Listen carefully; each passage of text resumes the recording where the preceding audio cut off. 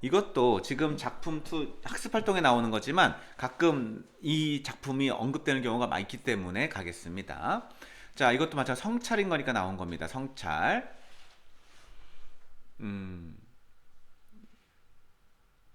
자, 가볼게요. 산속에서. 자, 먼저 질문가부터 가보자. 길을 잃어버리지 않은 사람은 모르리라. 자, 길을 잃어버렸다는 건 무슨 말일까? 이게 시련을 겪지 못한 사람은 뭘 모를까? 인생을 모른다라는 거야. 네가 좀 인생 좀 알려면 길을 잃어보렴, 시련을 좀 겪어보렴, 그래야 인생을 아는 거야 라고 할 수 있는 거야. 그래서 외로움, 절망, 시련을 겪어보지 않은 사람, 그러니까 산속에서 이게 뭐 한 거지? 길을 잃어버렸던 그 경험을 통해서 깨달음을 얻은 거죠. 깨달음을. 그래서 뭐다 이게? 그래서 성찰적 시다라고 하는 거고, 그래서 나온 거야. 터덜거리며 걸어간 길 끝에 멀리서 밝혀져 오는 불빛의 따스함을 모르리라 했으니까 당연히 도치법이겠지요.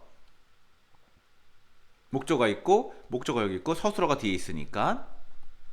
그럼 이 불빛 뭐겠니? 희망. 길을 잃어버리지 못한 사람은 불빛의 소중함을 모른다라는 거죠. 길을 잃어 좀 봐야 터덜거리며 걸어가는 건 어떻게 했어 이건? 터덜거리며 걸어갈 때 뭐 했겠니? 막막하게 걸어갔겠지. 막막한 심정으로 걸어갔겠지. 희망은 없겠지. 막 여기 어디지? 그럴 때 불빛은 얼마나 위안되겠어? 희망, 위안, 의지가 되는 존재, 긍정적 의미, 불빛. 막무가내 어둠 속에서 누군가 맞잡을 손이 있다라는 것이, 맞잡을 손이라는 것도 불빛이겠지. 인간에 대한 얼마나 새로운 발견인지. 자, 여기서 이거 다음에 나온 서술 어디 있어? 모르리라 이렇게 연결되는 거예요. 그러니까 지금 모든 서술어는 다 여기 있는 겁니다. 인간에 대한 얼마나 새로운 발견인지. 맞잡을 손이라고 인간은 누군가에게 위로와 위안이 될 수 있는 존재다라는 거.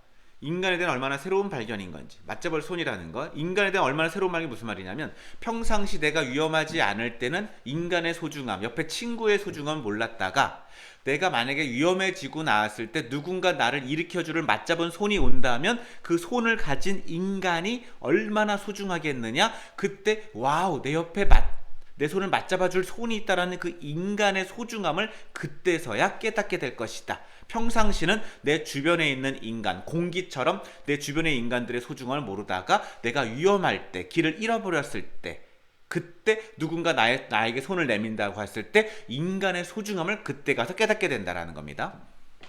그 다음, 산속에서 밤을 맞아본 사람은 알리라. 시련을 겪어본 사람은 알리라.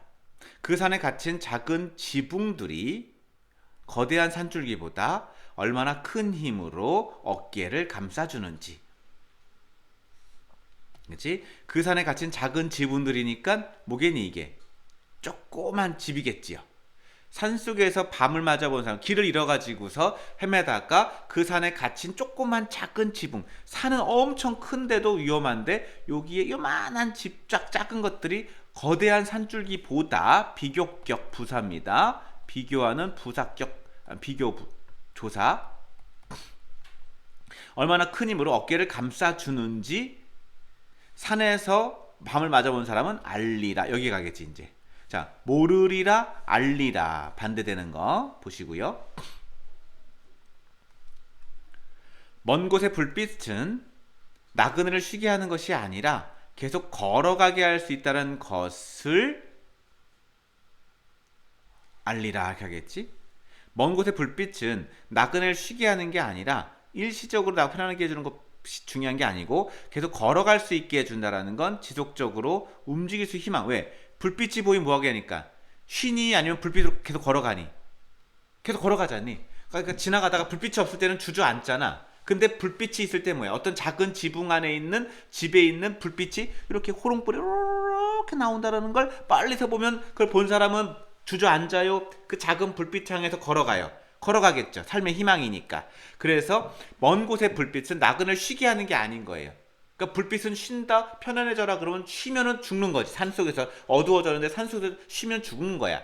근데 불빛이 있으면 쉬려고 하다가 지친 힘도 끌어당겨가지고 달려가게 만드는 거지. 그래서 계속 걸어가게 해줬다는 것을 산속에서 밤을 맞아본 사람은 알리라 하는 거야. 그러니까 모르리라 1년 2년 3, 4년은 알리라 3, 4년. 이것도 반복 대조인 거죠. 자, 위로 갑니다. 자, 서정 사색적이다라는 거 뭡니까? 약간 생각을 하게 한다. 사색적인 작품이다. 라는 거. 성찰적이다. 자기 고백적이다. 어려움을 겪고 있는 이들에게 희망이 될 수 있는 따뜻한 힘이 있다. 등불, 누군가 맞잡을 솥, 불빛, 작은 지붕 이런 것들이겠지. 불빛, 맞잡을 손, 작은 지붕 이런 것들이 긍정적이겠죠.